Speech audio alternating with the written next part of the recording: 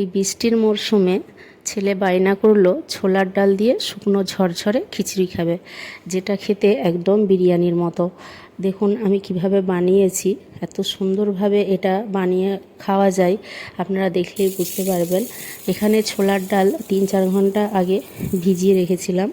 আপনারা চাইলেন 2 ঘন্টার মতো ভিজিয়ে রাখলেই হবে। আর ঘরে থাকা মিনিকেট চাল দিয়ে আমি বানিয়েছি, আপনারা চাইলে বিরিয়ানির চাল দিয়েও বানিয়ে নিতে পারেন। আর এখানে আলুটা আমি নুন আর জাফরান দিয়ে কিছুক্ষণ ম্যারিনেট করে রেখেছি, ভালোভাবে ধুয়ে পরিষ্কার করে নিয়ে। আর যে খিচুড়িটা বানাবো তার জন্য একটা হাঁড়িতে পোলাওয়ের মতো গোটা গরম মশলা, আন্দাজ মতো নুন দিয়ে পানিটা ফুটিয়ে নিচ্ছি।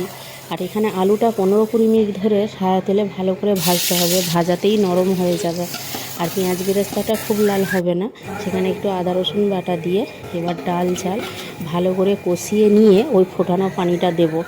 দিয়ে 20-25 মিনিট মতো হাই ফ্লেমে হয়ে গেলে শেষের দিকে যেমন দেওয়া হয় কেওড়া পানি, গোলাপ পানি, মিঠা আতর, গোটা ওই গরম মশলা গুঁড়ো আর একটু অল্প দুধ দিয়ে ঢাকা দিয়ে আর দম দিয়ে 15-20 মিনিট